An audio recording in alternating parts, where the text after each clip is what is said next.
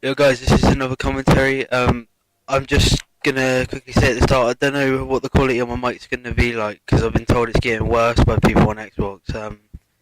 It's like it sounds like someone is constantly breathing down their mic for like a straight like 10 seconds when I talk, and it's like making people's guns shoot because it interferes with the controllers. I'm not sure how or why, but yeah, it does that, and I just want to get it sorted. So I'm probably gonna get a new headset soon, probably in the new year, New Year sales or something maybe. And like keep my Astros just in case like a new one breaks.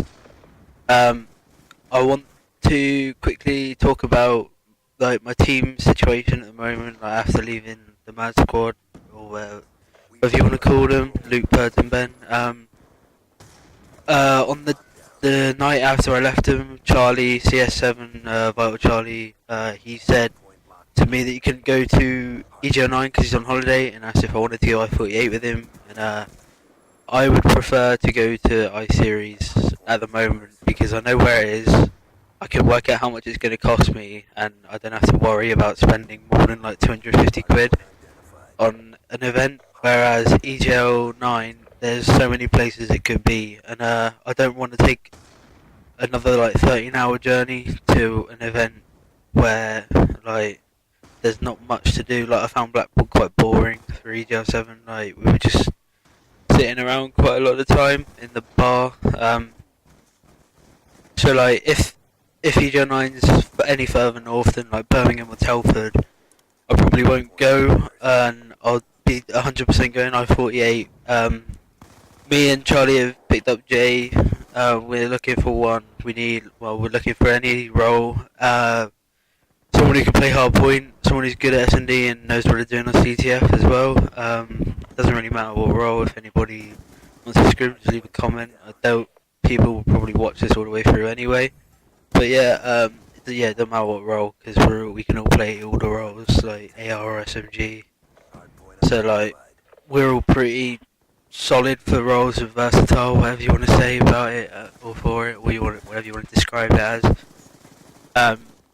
So yeah, it's me, Jay, and Charlie. We're gonna try and sort something for I Series.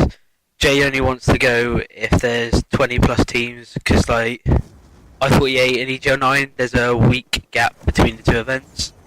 So I put that into perspective and just thought like there is no way that there's gonna be like a good number of teams going to I-48 and then EGL9. It will be one or the other if they're that close.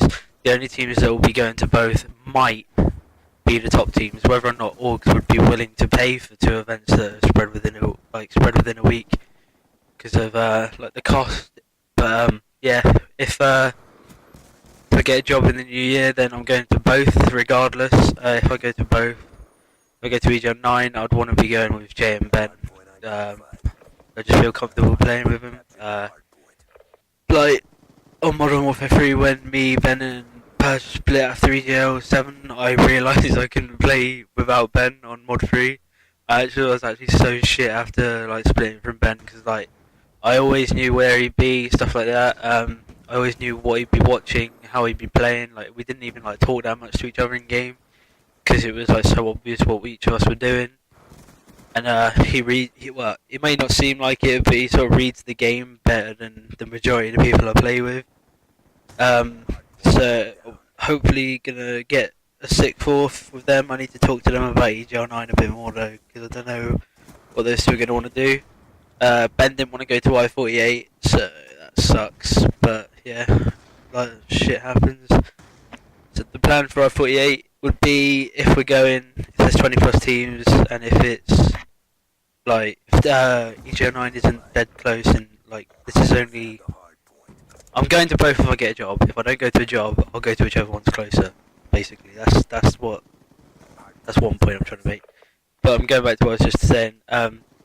If I go to I Series, then I'll be going up with Jay, and he'll probably be driving. I've heard that they're trying to sort it so you don't have to bring your own console when you're under the age of 18 now.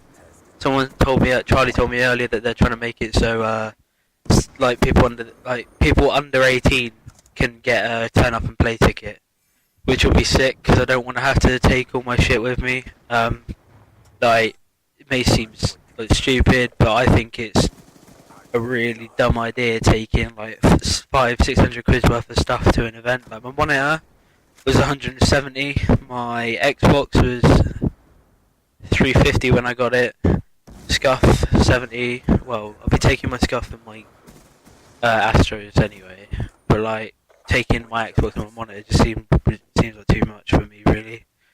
I'd be keen to take a laptop as well, so I could record, or like tell my Elgato up with me. So I'd have to try and work my way around that as well. And hoping they do this turn up and play thing. Otherwise, I may end up having to do what Tino told me about, which is like people were buying Bring Your Console tickets, but they were still going to the turn up and play stands. So like, I don't think they're too strict on it, because they can't help it if someone doesn't really want to carry all their crap around with them. Like, even if they are paying to, like, they could at least be a little bit kind to us for paying to be there. It's like 70 quid for a turn up and play, I think. 90 for Bring Your Own Console. So yeah, I thought getting there would be a good thing.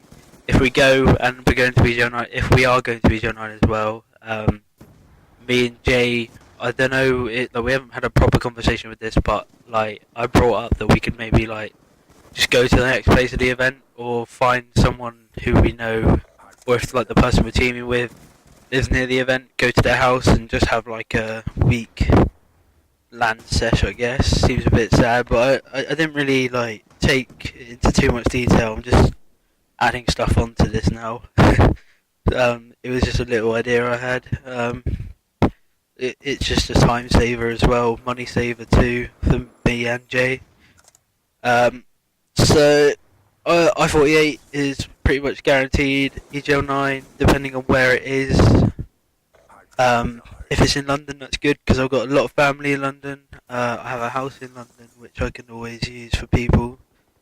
And like, I know my way around London, sort of, like the centre at least.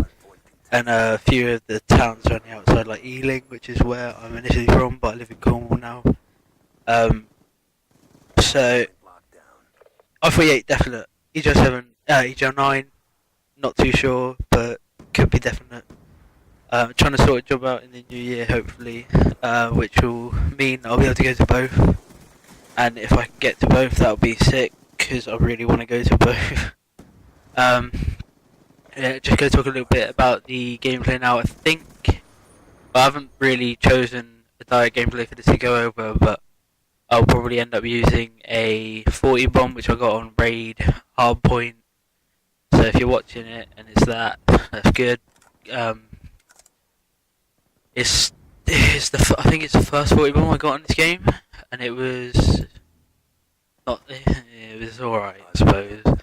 Sort of on that middle hardpoint that's in the pond. I was just out on pool stairs, just keeping them off it for fucking ages. I was alive for like 2 minutes, I think. Doesn't seem like that long, but in game you die like once every 30 seconds, I guess you could say. That's like 20 deaths a game. Dying once every 30 seconds, 20 deaths a CTF, around about 20 deaths a hardpoint. Actually, that seems a little bit too much, but yeah, like I normally get around between 10 and like 17 deaths in the game. I don't know what people would think of that. I'm not really that bothered. If I hit like big kills, I normally have quite a high amount of deaths. But yeah, you'll notice that the majority of the gameplays I use will be like a 2KD, because I don't think uploading something where you go like 19 for 19 but you beat a good team is worth uploading, because it's just a boring gameplay. Even if it is a good team, like, it's just dying 19 times and only matching your deaths with kills, only just matching it. I just don't think people would be interested. If people are, then I've got gameplays like that from some decent teams. I think the best team we scrimmed as the Mad Squad was probably... Shit, I can't even remember. The only decent team that properly like challenged us were the team that came fourth at E2. There it's I think it's Breaking, DSWE, Kappa, and I don't know the other one. Breaking is good. The other two, other three is shit, really. DSWE is alright. But yeah, just like keep watching the gameplay for as long as you can. Well, it's the end of the video, so that means you've watched it pretty much all the way anyway. This has been Targs, and I'm out. Bye.